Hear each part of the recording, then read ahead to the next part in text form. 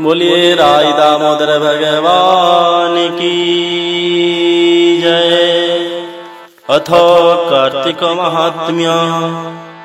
ओम शुक्लांबरधरं विष्णुं शशिवर्णं चतुर्भुजं प्रसन्नवदनं ध्यायेत् सर्वविघ्नोपशान्तये। व्यासाय विष्णुरूपाय व्यासरूपाय विष्णवे नमो वै ब्रह्मविधये वसिष्ठाय नमो नमः। वैकुण्ठे च प्रयागे च तथा बदरिकाश्रमे इदं विष्णो विचक्रमे क्रोधदनमीदधे पदम्। तव प्रसादात् पापं मे दामोदर विनश्यतु। नित्ये नैमित्तिके कृष्ण कार्तिके पापनाशनम्। अष्टादश अध्याय। नारद उवाच शुण राजन चूड़ामणि विष्णुदूतंक वाक्य शुणी से विप्रवर धर्मदत्त पुणी भूमि रे प्रणमित उठी कपाळे कर देई बोलोई शुणी मागो साई। रानी सुगति अर्थे बिहि षड प्रकारे धर्म कही यज्ञादि दान तीर्थ व्रत तपस्या चंद्रायण व्रत।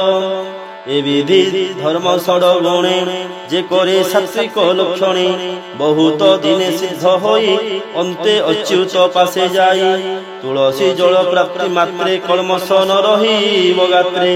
ए कथा देखिली प्रत्यक्ष कलोहा नामे स्त्री मोक्ष। ए बड़ दुर्लभ महिमा तुम्हे सर्वज्ञ पुण्य आत्मा। आउ कि देखिअछ काहि तुलसी घेनित पदाहि। संसार जाइछन्ति तोरी तुलसी वृक्ष सेवा करी।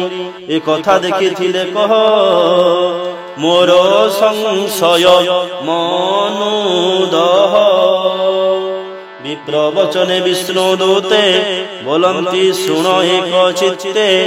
तुलसी महिमा जे मन्त कहिबा तहिर वृत्तान्त।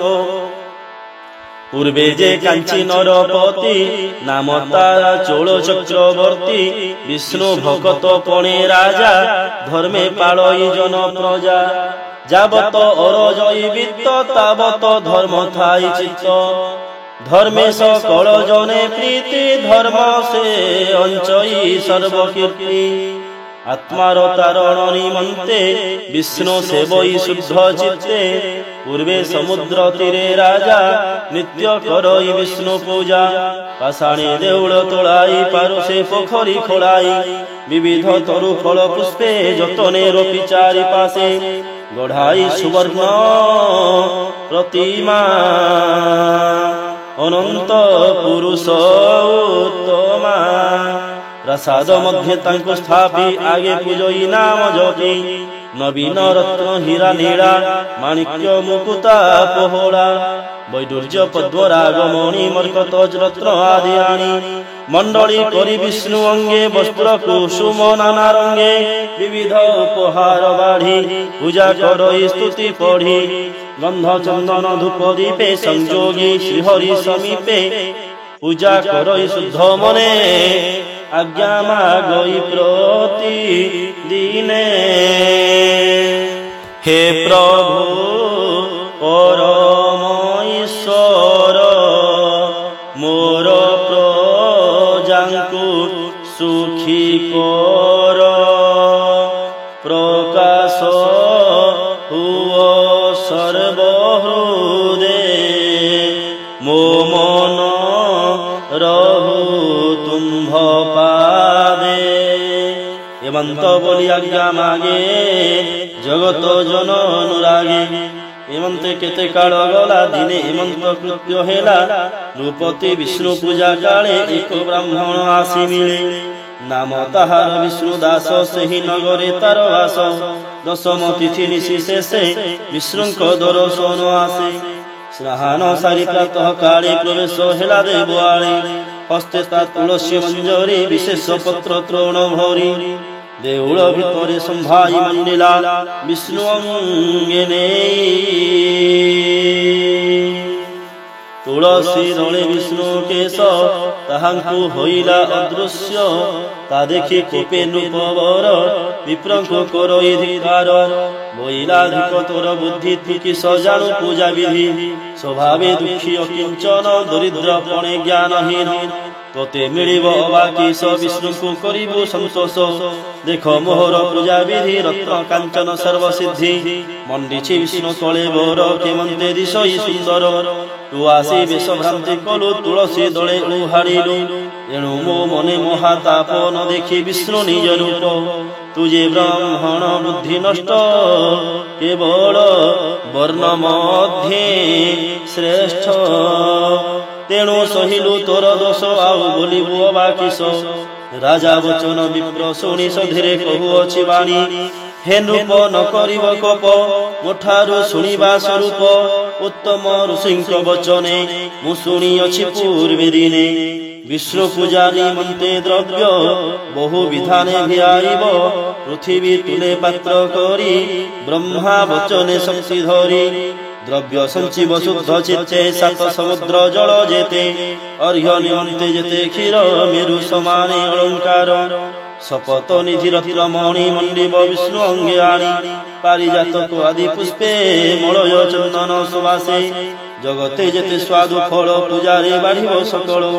ଷୋଡ଼ଶ ଭାବେ ପୂଜା ବିଧି ନିଗମ ମନ୍ତ୍ର କରି ସିଦ୍ଧି। ବ୍ରହ୍ମ ମୁନିଙ୍କ ଉପଦେଶେ ବିଷ୍ଣୁଙ୍କୁ ପୂଜିବ ହରସେ। ତେଣେ ହୋଇବ ଯେତେ ଧର୍ମ ତୁଳସୀ ଦଳେ ନୁହେଁ ସମ। ତୁଳସୀ କୋମଳ ମଞ୍ଜରୀ ବେନି ହସ୍ତରେ ଥିବ ଧରି।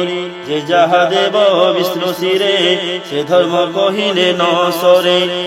ବିଷ୍ଣୁ ଶ୍ରୀ ମୁଖେ ଛନ୍ତି କହି ବିଧାତା ସର୍ବ ଶାସ୍ତ୍ରେ ଲିହି। ଈଶ୍ୱର ମୁହିଁ ଆଦି ଗଣେ ପ୍ରକାଶ କଲେ ଜଣେ ଜଣେ। ତେଣୁ ପ୍ରସିଦ୍ଧ ଏ ତୁଳସୀ ଗୋବିନ୍ଦ ପୂଜାରେ ପ୍ରଶଂସୀ। କେବେ ଏ କଥା ନହେ ବିଛ ତୁ ରାଜା ଗୁରୁ ଦ୍ୱାରେ ପୁଛ। ହେମନ୍ତ ବ୍ରାହ୍ମଣ ବଚନେ ରାଜା କହଇ କୋପ ମନେ। ତୁ ବିପ୍ର ନିଶ୍ଚୟ ବଡ଼ ଦୁଷ୍ଟ ମୋତେ କରାଉ ଆସି ରୁଷ୍ଟ। ଏ ମୋର ଧର୍ମ କୀର୍ତ୍ତି ଯେତେ ପ୍ରକାଶ ହେଉଛି ଜଗତେ। କେ ଏହା ସଂଖ୍ୟା କରିପାରି ତୁ କାହୁଁ ମୋର ସଙ୍ଗେ ସରି।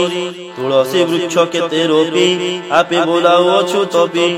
ଆପଣା ଗୁଣ କହୁ ବନ୍ଦୀ ମୋର ଶେଷ ଧର୍ମ ନିନ୍ଦୀ। ଏ କଥା ପ୍ରଚ୍ଛନ୍ନ ବୁଝିବା ଚାଲ ଉତ୍ତମ ସ୍ଥାନେ ଯିବା। ମୋ ଗୁରୁ ମୁଦୁଗଲ ଋଷି ସର୍ବଦା ଗୟା ତୀର୍ଥବାସୀ।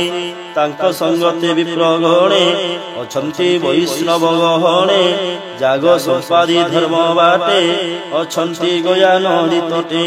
ସେଠାରେ ଧର୍ମ କର୍ମ ବିଧି ପ୍ରଚ୍ଛନ୍ନ ହେଉଅଛି ସିଦ୍ଧି। ତାଙ୍କ ନିକଟେ ଚାଲ ଯିବା ଏ କଥା ତାଙ୍କୁ ପଚାରିବା। ତୁଳସୀ ସେବା ଧର୍ମ ଫଳ ଆଉ ଯାବତ କରି ଠୁଳ। କେ ଏଠେ ଗୁରୁ ଲଘୁ ଅବା ବିପ୍ର ଗୋଷ୍ଠୀ କି ପଚାରିବା। ହେମନ୍ତ ବୋଲେ ନୃପମଣି ବିପ୍ରଙ୍କୁ ସଙ୍ଗେ ସଙ୍ଗେ ଆଣି। ସେଦିନ ନିଜ ପୁରେ ରହି ପ୍ରଭାତୁ ଗଲେ ପଥ ବାହି। ତୃତୀୟ ଦିନ ଅବଶେଷେ ମିଳିଲେ ଗୋଦାଧର ଦେଶେ। ଦେଖିଲେ ଗୟା ନଦୀ ତୀରେ ଦକ୍ଷିଣ କୂଳ ବନ ଘରେ। ବହୁତ ଶିଷ୍ୟଗଣ ତୁଲେ ଯଜ୍ଞ କରନ୍ତି ମୁଦୁ ଗଲେ। ବହୁତ ସମ୍ଭାର ଭିଆଇ ନିରତେ ଅନ୍ନଦାନ ଦେଇ। ବିବିଧ ବନ ମନୋହର ନିର୍ମାଣ ଧର୍ମଶାଳା ପୁର। ଯତି ବୈଷ୍ଣବ ବୃନ୍ଦ ମିଳି ତୁଳସୀ ବନ ପ୍ରତିପାଳି। ଦିଅଇ ନାନା ଉପହାର ବିଷ୍ଣୁ ସେବାରେ ତତ୍ପର।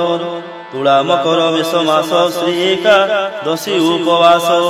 ये धर्म मान कही मुखे दिन वंचन्ति अति सुखे ता देखी चूल चक्रवर्ती आनंदे चाहे चौपति जे विष्णु दास द्विज वर मने चिंतई चक्रधर आनंद यज्ञ स्थान देखी राजा सहिते चित्ते सुखी सुमरी गुरु उपदेश कहई महादेव दास सकल लोक चिंत हरि भाव सागर जीव तरी।